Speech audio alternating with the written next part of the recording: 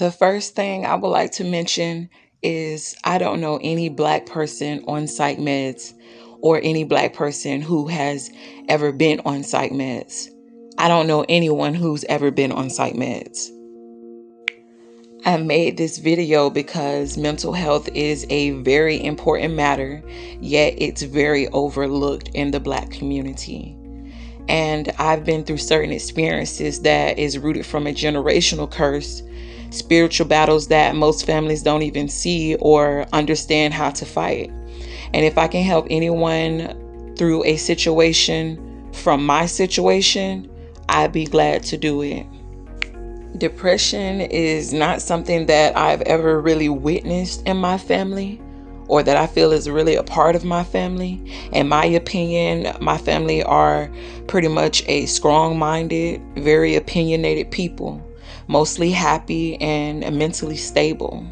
Different experiences in my childhood, I felt unheard, misunderstood, or even at times just simply unloved. In early childhood, I struggled with my mom as well as in my teen years. My mom was young and beautiful. She had 4 children to take care of, and she was doing the best she knew how to do with the knowledge she had. And she wanted to keep me from going down a certain path. My dad was incarcerated. We always stayed in touch, and I was always pretty close with my dad, but mostly everything was on my mother to raise us up. She was also in a relationship and busy working a lot. I was incarcerated at the age of 14 for the first time and just kind of went down a spiraling road after that.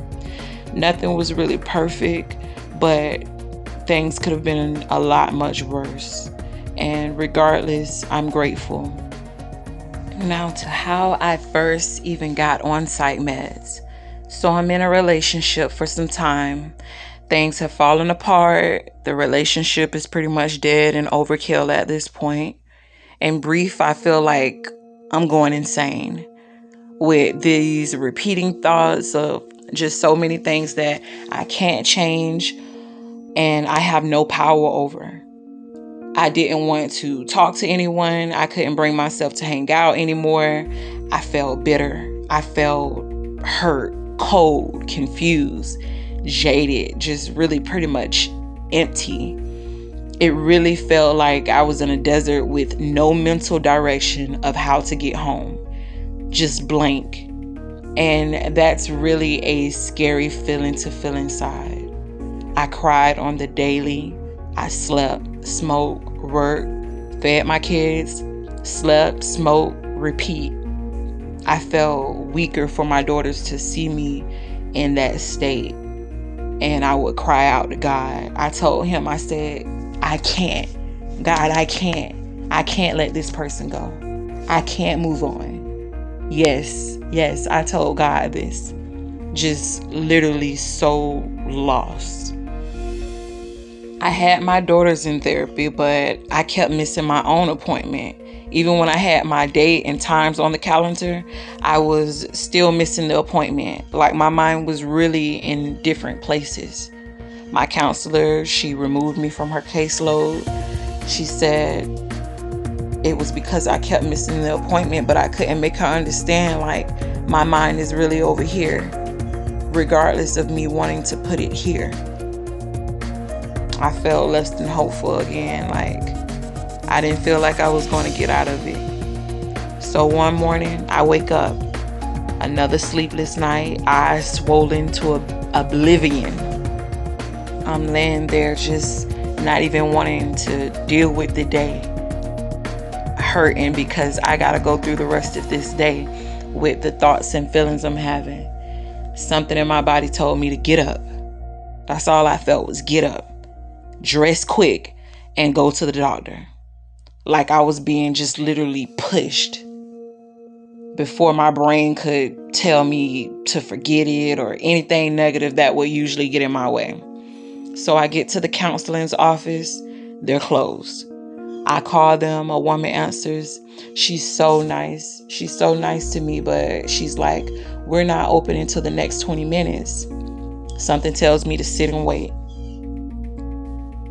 I didn't want to sit and wait. I wanted to just leave and go back home and get in my bed. But something said, wait. So the office opens. The charge counselor takes me to the back before he takes any other incoming patient. The doctor is asking me all these questions, having to really just prowl it out of me. I didn't even realize I was holding back.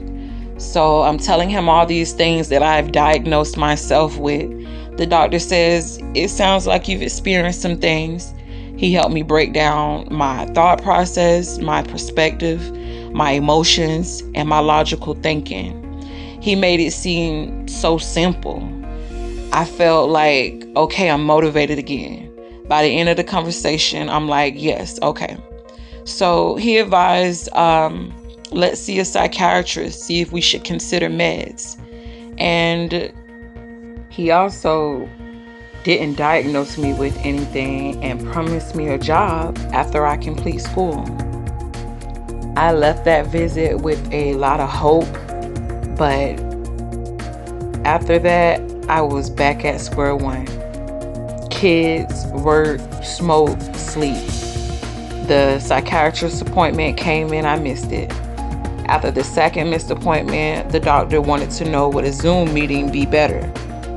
Finally, I have the Zoom meeting.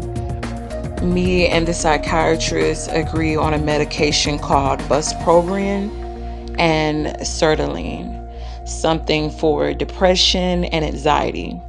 Low-key, I was afraid of trying something that could shift my mental for the negative.